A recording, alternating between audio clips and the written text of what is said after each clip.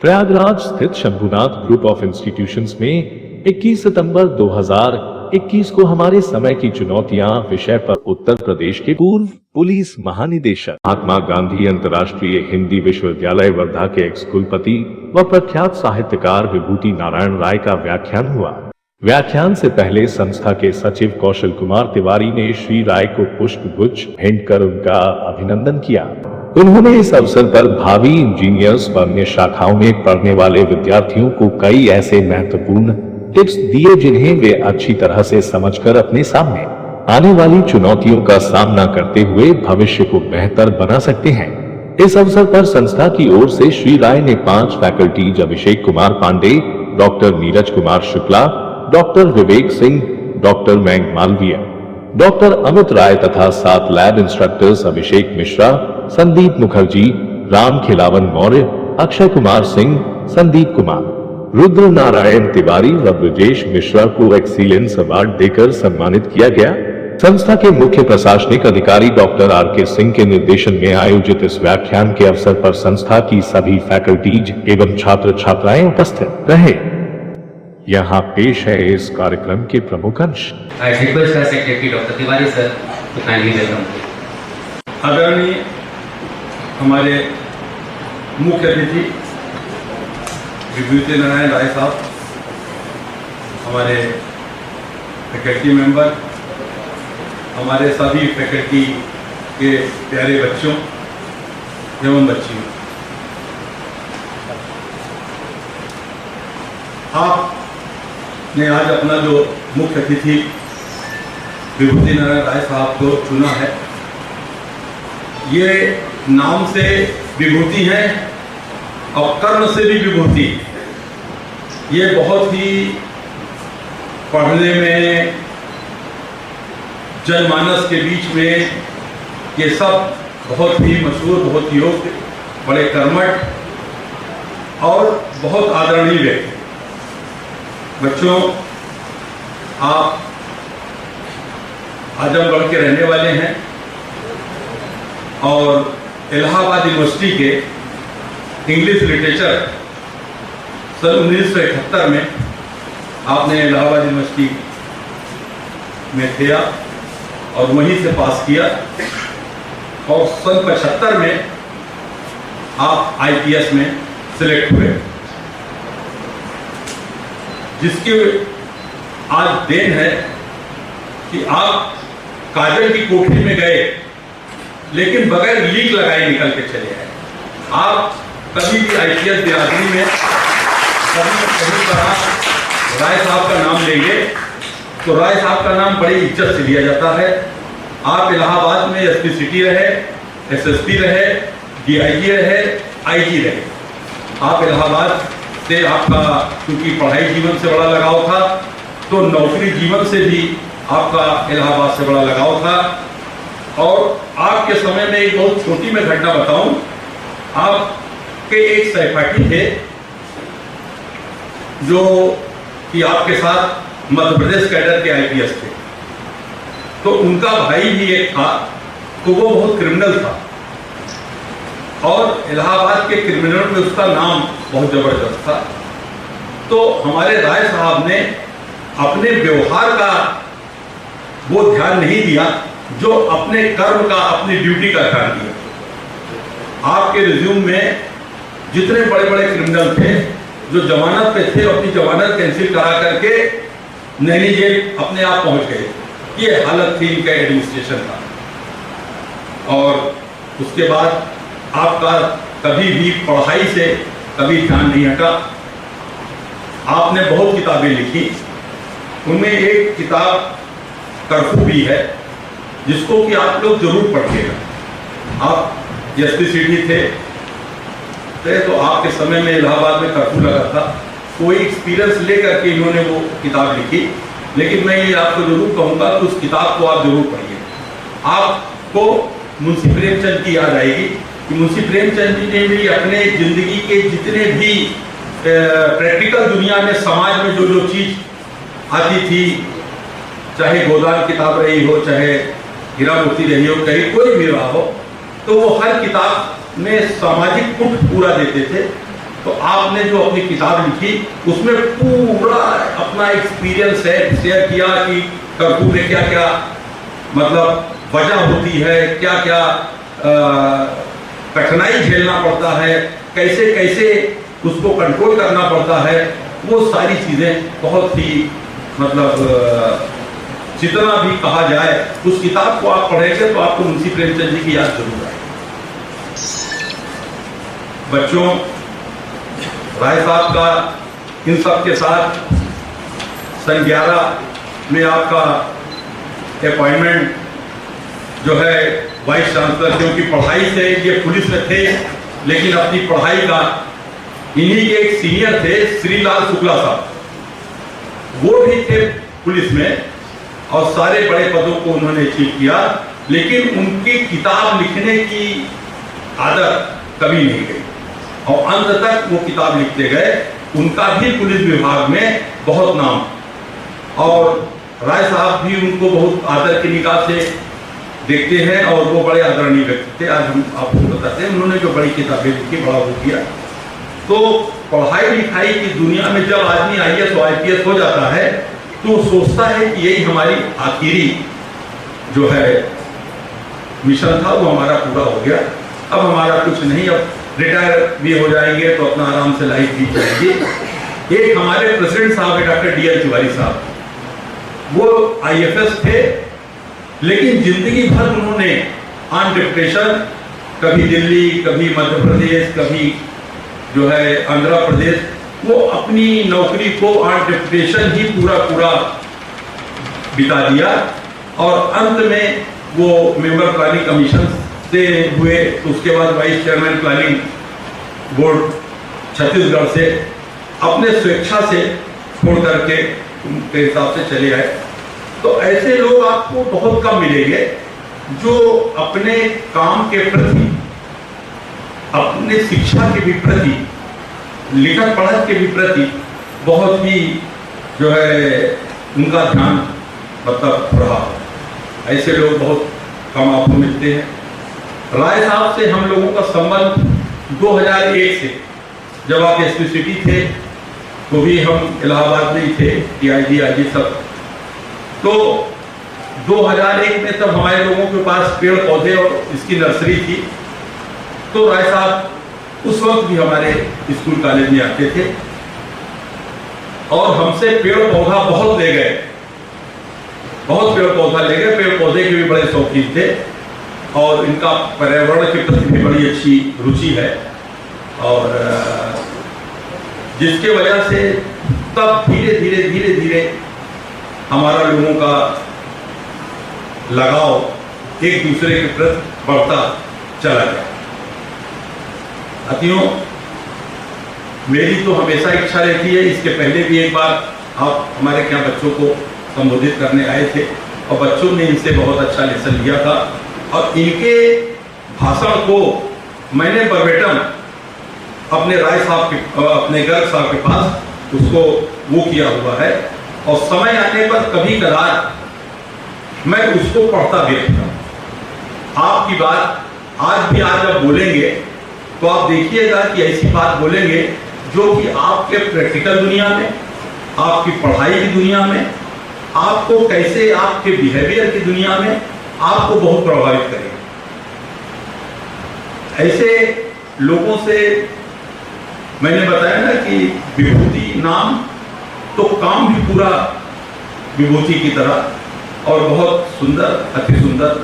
और हम हमारे आपके उसमें हमारे क्या जो चीफ फाइनेंस अफसर हैं गर्ग साहब, उनसे भी आपका बहुत लगाव है और गर्ग साहब को देने का श्रेय भी हमारे राय साहब को, राय साहब भी नहीं दिया कि आप इनको अपने साथ रखिए, ये आपके लिए जो है विभूति साबित हो गई। तो राय साहब को देख करके आपकी भी याद बराबर हमको आती रहती है। और करके बच्चों, मैं राय साहब को बताना चाहूँगा कि हमारे अभी B फार्मा का रिजल्ट आया है, तो लड़के वर्ग में 85% नंबर लेकर के, और एक लड़की है जो 82% की आई। अभी रास्ते में आ रहे थे तो हमारी उससे भेंट हुई, बहुत प्यारी लड़की और बहुत वो। तो जहाँ तक पढ़ाई का संबंध है साथियों, जब हमने BBA से लास्ट ईयर खोला तो राय साहब से या अपने फैकल्टी मेंबर से हमने तुरंत कहा कि यूनाइटेड को अब जो वो फर्स्ट आता था, सेकंड आता था, उसमें ब्रेक लग गई। अभी तक उसकी मोनोपोली थी कि वो उसी के बच्चे हमेशा फर्स्ट सेकंड थर्ड आते थे। और इस साल जब BBA का रिजल्ट आया, क्योंकि BBA में हम लोग स्टेट यूनिवर्सिटी से, रज्जू भैया यूनिवर्सिटी से रिलेटेड हैं, तो उसमें BCA का लड़का जो हमारा है 76% लेकर के टॉप किया पूरे यूपी स्टेट यूनिवर्सिटी। तो मैं राय साहब को बताना चाहूंगा कि हमारे पास इतनी अच्छी फैकल्टी हैं, इतनी डिवोटेड फैकल्टी हैं। जो 2004 में हमारे यहाँ फैकल्टी थी तो उस वक्त हमारे पास 4 सब्जेक्ट था, तो हमारे पास टीचर की संख्या कम थी पहले साल, फिर दूसरे साल। तो 2004 के टीचर भी आज तक मौजूद हैं। हमारे यहाँ हमारे UPTU के वाइस चांसलर प्रेमरथ साहब आए थे, जो कि निहायत योग्य, निहायत सज्जन, मतलब बहुत ही और निहायत खूबसूरत थे। तो उन्होंने यही बात आकर के कही कि हमें आपके स्कूल से और कुछ नहीं सीखा, लेकिन जो टीचरों का आपने वो किया, इकट्ठा किया और टीचर नहीं गए, तो आप इसके लिए बहुत धन्यवाद के पात्र हैं। इससे हमें बड़ी खुशी हुई। और उन्होंने अपने जो हम लोग कॉपी पे, विजिटर बुक पे लिखाते हैं, तो उन्होंने लिखा कि अगर ये इंजीनियरिंग कॉलेज की तरीके से है, 5 स्टार कल्चर तो नहीं है, लेकिन जो भी लैब हैं, अगर इनकी लैब कोई देखे तो लैब से मैं बड़ा खुश हुआ। और टीचरों को जोड़ने की प्रथा, आदमियों को जोड़ने की प्रथा वो शंभुनाथ से सीखे। इतने पुराने टीचर आपको कहीं नहीं मिलेंगे। उन्होंने कहा कि जो आपकी लैब है, ऐसी लैब कभी देखने को आपको जल्दी सब जगह नहीं मिलेगी। कि अगर बड़े से बड़े इंजीनियरिंग कॉलेज में, IIT में और MNIT में, IIIT में अगर जो लैब है वो आपके यहाँ लैब मौजूद। तो ये मैं राय साहब को बताना चाहूँगा कि आप जब आते हैं तो आपसे हम लोगों को बड़ी प्रेरणा मिलती है। और कोई भी जब मुख्य अतिथि आता है तो उससे हम लोगों को प्रेरणा मिलती है। ऐसा नहीं कि आप ही के आने से हमको प्रेरणा मिलती है। वो जो भी आदमी हमारे यहाँ आता है, हम लोगों को कुछ ना कुछ सिखा के जाता है और हम लोग उसके बनाए रास्ते पर चलने का पूरा प्रयास करते हैं। रही बात, हम लोगों ने अभी 4 साल पहले BA LLB 5 ईयर का जो है कोर्स भी स्टार्ट किया। उसमें भी हम स्टेट यूनिवर्सिटी में नंबर 1 पे हैं। हमारे किसी भी विषय में कोई दूसरा कॉलेज इंक्रोच नहीं कर पाता कि फर्स्ट सेकंड थर्ड में कोई दूसरा कॉलेज अपना स्थान, बल्कि 10 तक में कोई दूसरा स्थान उसमें नहीं पाता। और हमारे उसके भी जो फैकल्टी मेंबर हैं वो सब इलाहाबाद यूनिवर्सिटी के रिटायर्ड पर्सन। मैं ये भी राय साहब को बताना चाहूँगा कि इलाहाबाद यूनिवर्सिटी ने जो उनके रिटायर्ड टीचर हैं, उनकी सैलरी को फिक्स कर रखा है कि इतना हम आपको देंगे। लेकिन हमने जो टीचर को और जो प्रोफेसर लोगों को सबको इकट्ठा किया, उन्होंने हमारे कॉलेज में जितना मन लगा करके, जितना बढ़िया तरीके से बच्चों को पढ़ाया, और बच्चे हमारे इतने मतलब अच्छे हैं कि उन लोगों का पूरा उपयोग उन्होंने किया, उनका पूरा उपयोग किया कि कैसे इन टीचर को हम पहले तरीके से, जैसे अच्छे टीचर को अच्छा यूटिलाइज करें और उनको अच्छा रिजल्ट दें। मैं अपने राय साहब को ये भी बताना चाहूँगा कि राय साहब आपकी 5वां साल है हमारा वहाँ का। आपकी साल से हम अपने बच्चों को उसमें PCSJ में बैठाना शुरू करेंगे। और हमें उम्मीद ही नहीं, पक्का विश्वास है कि हमारे कम से कम पहले साल आपकी 2-3 बच्चे कम से कम PCSJ में सिलेक्ट, कम से कम 2-3 बच्चे। ये जब रिजल्ट आएगा तो आपके साथ मैं कटिंग भेजूंगा, और वो कटिंग भी मैं आपके पास भेजूंगा। और मैं आपको अपने कॉलेज के बारे में बराबर बताता रहूंगा। इस साल हमने एक 300 बेड का अस्पताल खोला।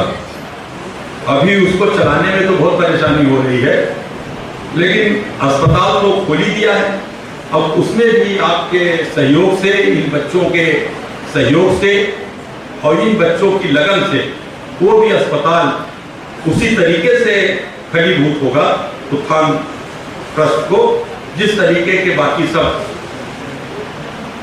सब्जेक्ट फलीभूत हो रहे हैं। सारे डिपार्टमेंट, MBA है, BBA है, BCA है, लॉ है, ये सब फलीभूत हो रहे हैं। तो हमारी यही आपसे आशा है, और वो कि आप जैसे हमारे यहाँ आते हैं तो जब भी इलाहाबाद हमें तो साल 2 साल में एक बार हमारे बच्चों को भी आशीर्वाद देने जरूर आए। इन्हीं शब्दों के साथ जय Hind. Thank you very much, sir. I feel proud to request Professor Rai to deliver the special session on हमारे समय की चुनौतियाँ। शंभूनाथ ग्रुप से जुड़ी संस्थाओं के रूहे रवा या प्राण कौशल तिवारी जी, संस्थान के डायरेक्टर साहब, मेरे सामने बैठे हुए छात्र छात्राएँ, अध्यापक बंधु, मैं बहुत आभारी। मुझे एक बार फिर आप लोगों के बीच आने का अवसर मिला। मुझे लगता है शायद ये तीसरा मौका है जब छात्रों और अध्यापकों के बीच आकर के कुछ बातें रखने का मौका मिला मुझे। इस संस्था से, जैसा तिवारी जी ने कहा, मैं बहुत वर्षों से, मुझे लगता है 2 दशक हो गए इस संस्था से किसी न किसी तरह से जुड़ा रहा।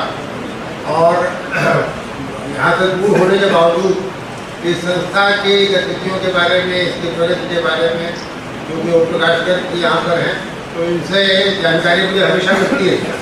और ये देख के बड़ी खुशी हुई कि ये कैसे संस्था, एक कहावत है दिन दूनी रात चौगुनी, उस कहावत के मुताबिक दिन दूनी रात चौगुनी बढ़ती गई।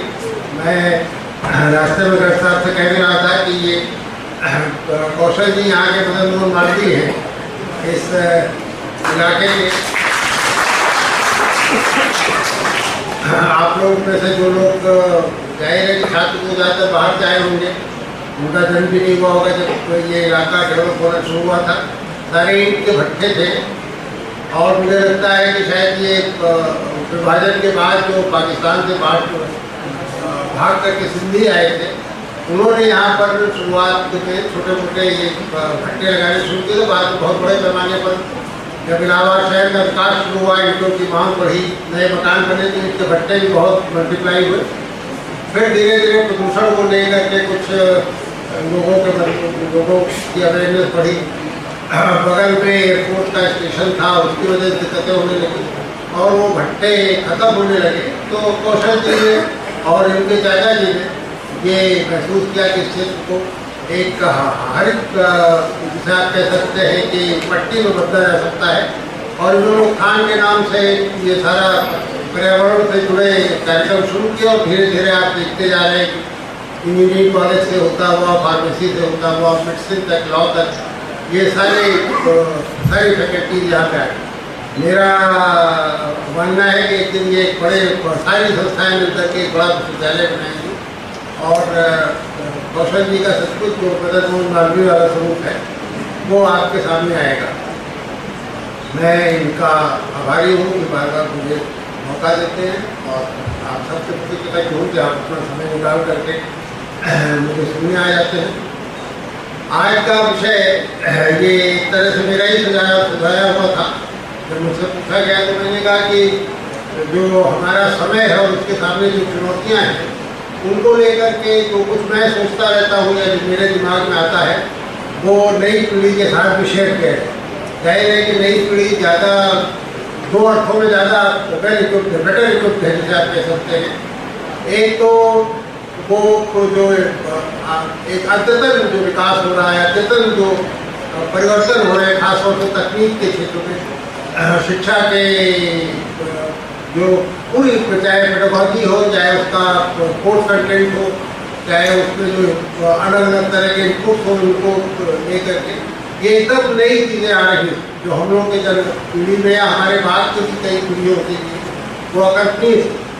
तो एक तो इनका साबका उनसे पड़ रहा है, और दूसरे सचमुच चुनौतियाँ अगर किसी के सामने हैं तो नई जनरेशन के सामने हम लोग ऐसे लोग जो अपनी पाली खेल करके अब बाहर बैठे हुए हैं, हमारा तो एक जिसे आप कह सकते हैं कि बहुत रूटीन किस्म की ज़िंदगी हो गई।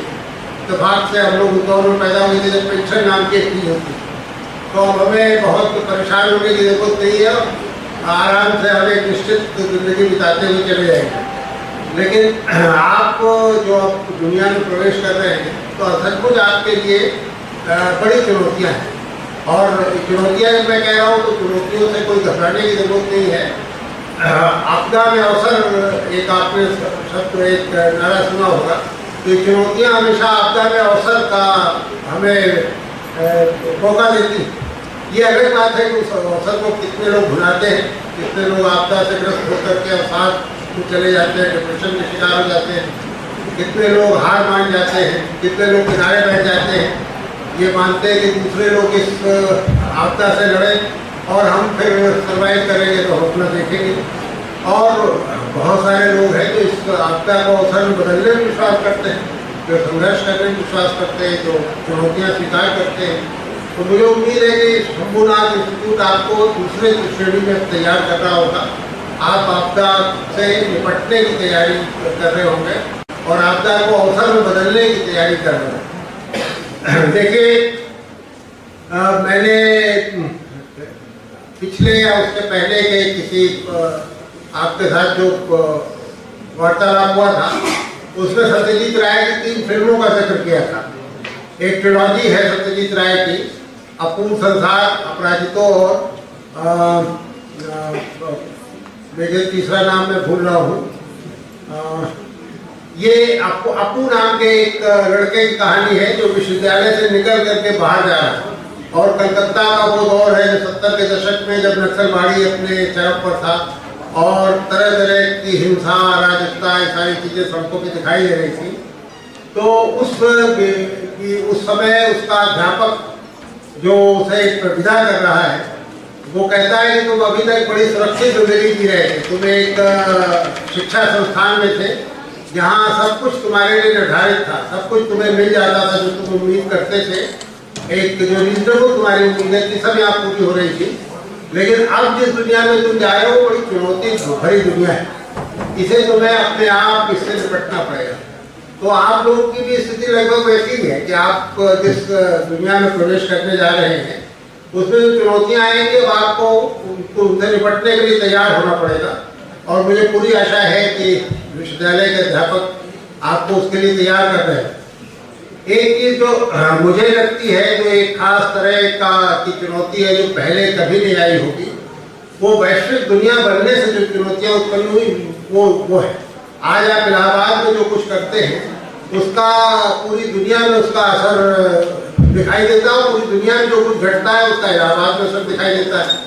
अभी एक आपके एक अध्यापक जो सम्मानित हो रहे थे उनके बारे में बताया गया कि उनके पास 2 पेटेंट है, तो ये अपने आप में बहुत बड़ी उपलब्धि है। किसी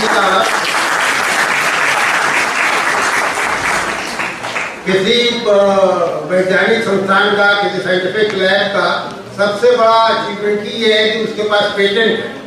और हमारे ज़्यादातर हमारे जो हम लोग के ज़माने के विश्वविद्यालय थे और जो अभी भी पारंपरिक तरीके से सोचते हैं, जहाँ सरकारी अनुदान से वो चल जाते हैं, सबको तनख्वाहें मिल जाती हैं, कोई बहुत अकाउंटेबिलिटी जैसी चीज़ नहीं है, वहाँ शायद इस पर ध्यान नहीं दिया जाता या बहुत कम दिया जाता है।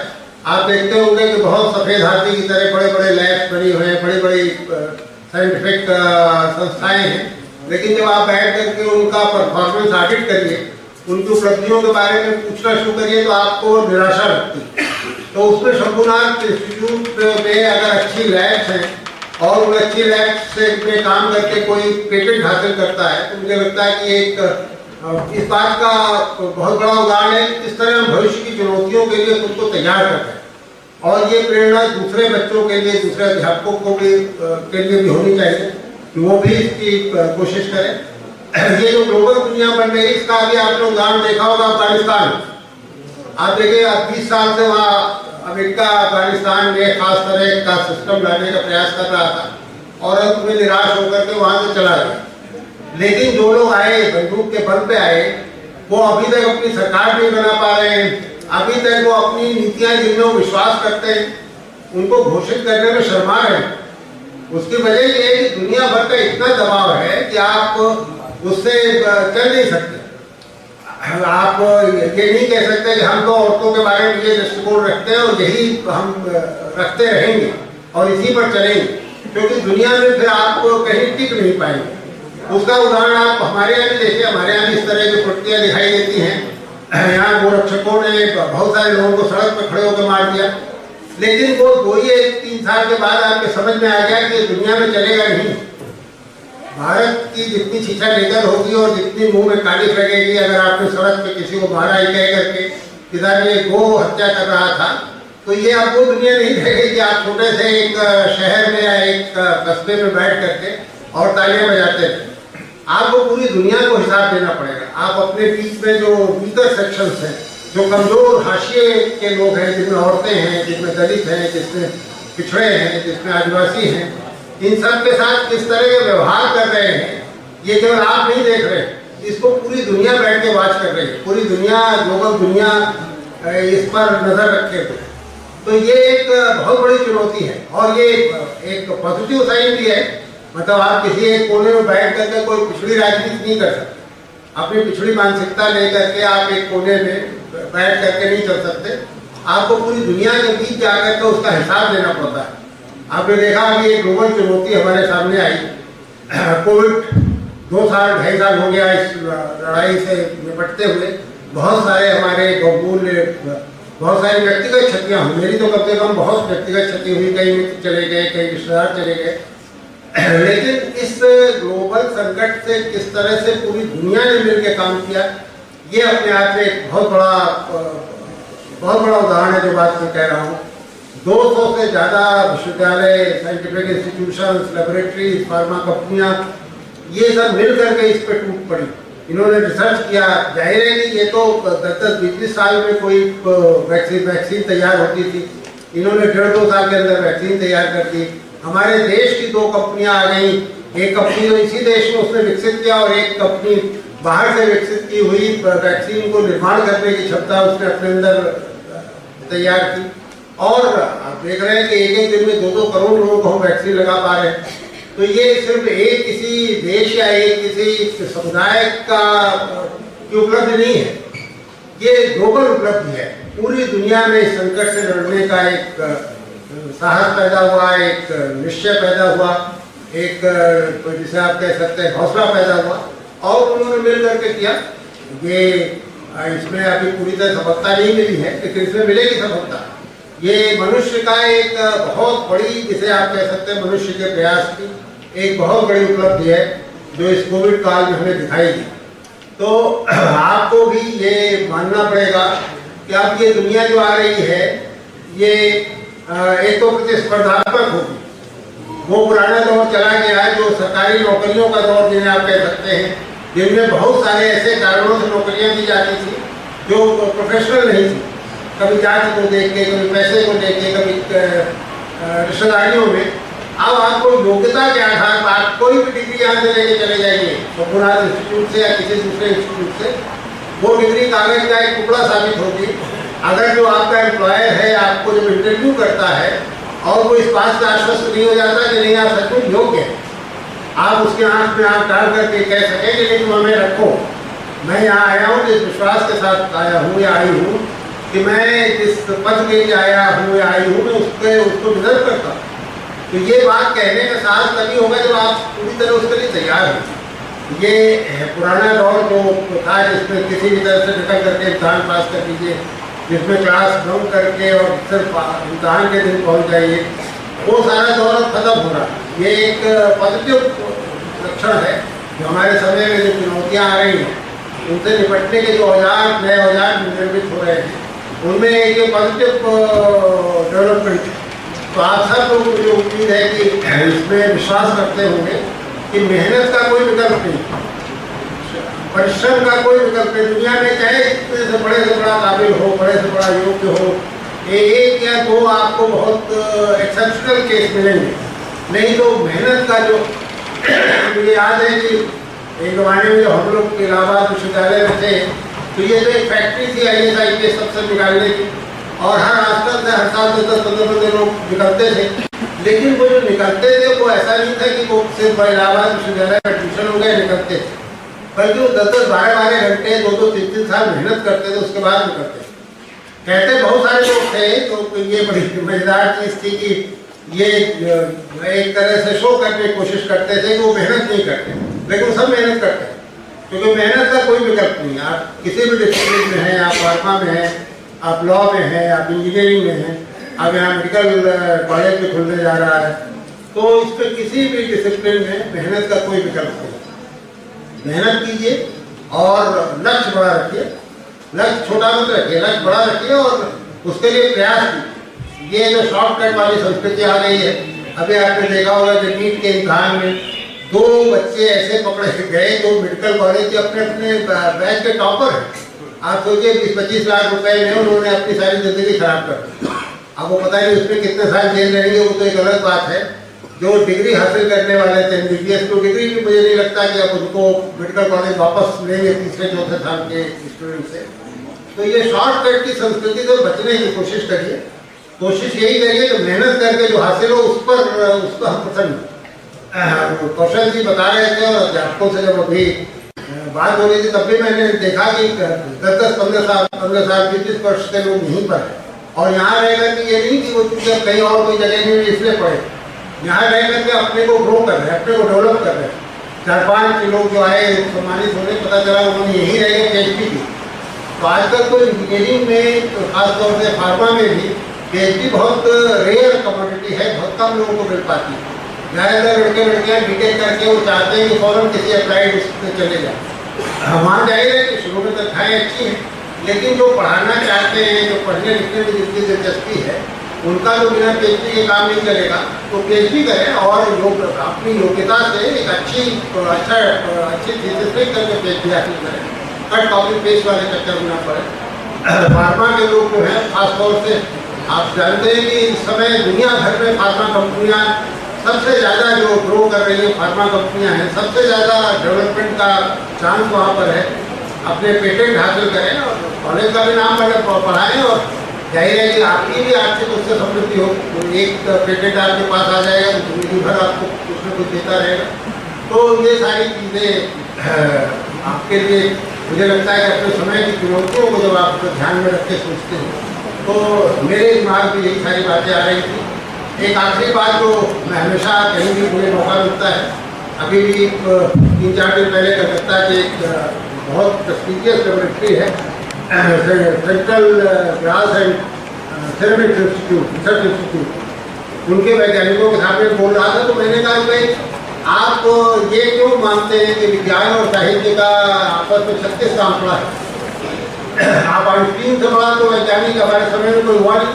आप आइंस्टीन को जरा पढ़िए और देखिए किस तरह से वो आदमी विज्ञान से इतर विषयों का किस तरह से जाता था, पढ़ता था।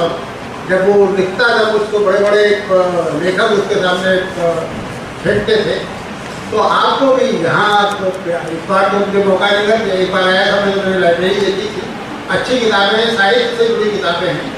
तो अपने विषय में तो जाहिर है कि आपको अपनी टेक्स्ट बुक सबसे ज़्यादा पढ़नी पड़ेगी, सबसे ज़्यादा वही काम आएंगी। लेकिन उसमें एक जैसे आप जिसे रिलीज की तरह एक थोड़ी देर के लिए अपने को रिलैक्स करने के लिए साहित्य की दुनिया में भी आइए, प्रेमचंद से पढ़ना शुरू करिए, कोई भी एक लेखक जो आपको पसंद है उससे पढ़ना शुरू करिए। और दिन भर में ये नियम बनाइए कि 4 पेज 5 पेज जरूर पढ़ेंगे अपनी पाठ्य पुस्तकों से इतर। और जाहिर है कि उसमें सबसे जो आसान और सबसे महत्वपूर्ण जो विकल्प मुझे नजर आ रहा है साहित्य है। लेकिन साहित्य नहीं करना चाहिए, संगीत में जाइए, फोटोग्राफी में जाइए, कोई ऐसी दिलचस्पी पैदा करिए जो आपको अपना जो आपका एक बिजी और जिसे कह सकते हैं कि बहुत थका देने वाला बहुत किस्म का रूटीन होगा, उसमें आपको रिलैक्स करने का मौका दें। और मैं तो जो मैं उन वैज्ञानिकों से कह रहा था कि वो आपको मनुष्य बने रहने का मौका दें। नहीं, आपको पता भी नहीं चलेगा कैसे आपकी धीरे धीरे जो मनुष्य के गुण हो सकते हैं वो क्षय होते जा रहे हैं, वो कम होते जा रहे हैं। तो बच्चों से भी मेरा यही अनुरोध है कि थोड़ा समय साहित्यिक किताबों के लिए, साहित्यिक पत्रिकाओं के लिए भी दें। मैं एक बार फिर शिवाजी जी बहुत आभारी हूँ आपका, और इस संस्थान की उन्नति देख करके सचमुच पता है ये कोई औपचारिक वाक्य नहीं है, सचमुच मेरे अंदर प्रसन्नताओं की जनता इसके गवाह है कि जब ये बताते हैं कि एक नई चीज़ आई तो कितना मैं प्रसन्न होता हूँ। तो मैं इस संस्थान की जो प्रगति है उसके लिए मेरी बधाइयाँ और मेरी शुभकामनाएं। बहुत बहुत शुक्रिया सर आपका। Your words of wisdom, your guidances, आज के समय की चुनौतियाँ उनको कैसे हैंडल करना है, क्या क्या चीज़ें फेस करनी है, लिटरली वो ज्ञान का पुंज जो था वो हमारे सामने चमक रहा था। Thank you very much. अगर आपको हमारी ये वीडियो पसंद आए तो इसे लाइक करें, सब्सक्राइब करें ताकि हम आपको ऐसी और वीडियो भेजते रहें।